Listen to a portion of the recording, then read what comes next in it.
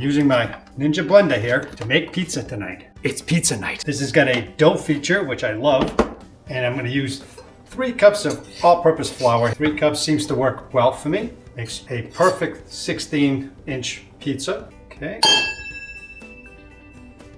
An angel got his wings. I'm gonna get a packet of this instant yeast in here. Add about 1 teaspoon of sugar. Then about a tablespoon or so of olive oil. Before I add any other liquid or any salt, I like to blend it up a little bit. I use the dough setting on my Ninja blender. A little silicone spatula here, just kind of work everything in, just to make sure that the yeast is all incorporated there. So now I'm gonna add just about a pinch or so of salt to flavor this dough. Put the top back on, and I pop the top, and I'm using warm water here, power on. So that works kind of slowly. I'm gonna let it work. So I'm just gonna keep it working until the dough pulls itself together. I'll add more water as I need it. And you can see how it comes together. It gets all clumpy. I'm just gonna scrape down the sides a little bit, just to make sure all that flour is getting incorporated. It's still dry, so I'm gonna add a little bit more water into it. But I like to have it in motion while that's happening so you can judge whether or not you have enough water in there. So, gonna get that started.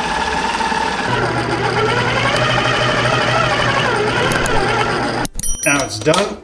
Just pull that off. Look at that. See, it comes up in one piece. Probably should have floured my hands a little bit. As I'm stretching it, I like to use some of this semolina cornmeal. We only need a little bit. Roll it up a little bit. That way it starts off nice and round. Take a look at that. Just springs right back. Has nice stretchiness to it. Just gonna give it a quick stretch, just like this. You can toss it if you like, if you're good at that. I'm not gonna toss it now because I'll end up knocking the camera over. It gets pretty wild tossing it.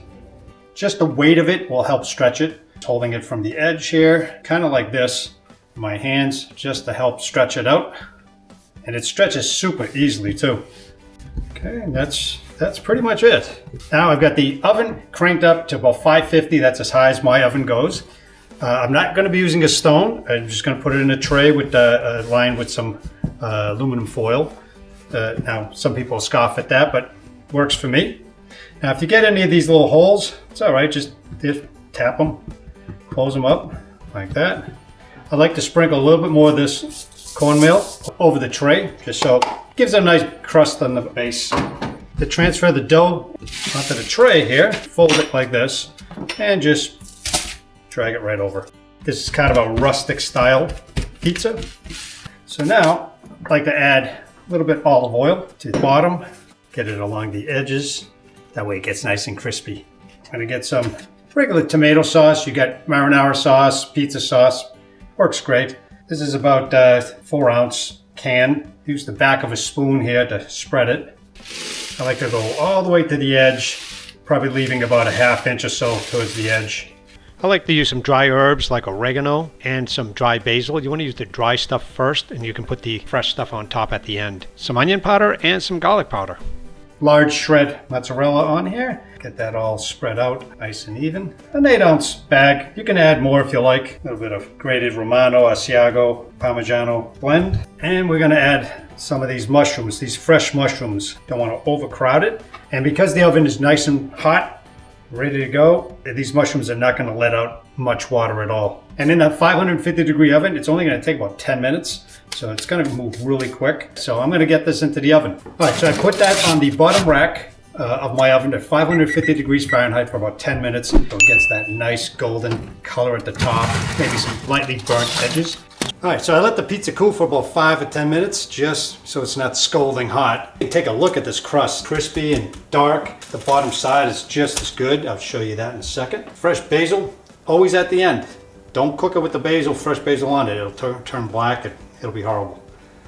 You can tear it if you want. I find that using the scissor just makes nice little ribbons. Makes it look really, really nice. And the aroma is fantastic. Pizza night is definitely a winner.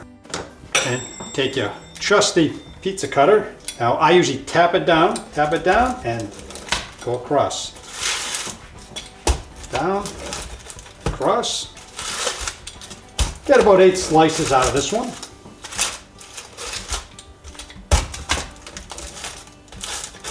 Now, I like to get some crushed red pepper on mine. A little bit of olive oil too at the end. Just a little freshness, a little extra flavoring. I'm gonna grab this piece right here. Okay, and you can see underneath. Nice color.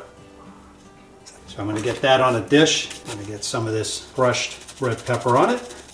I like it spicy.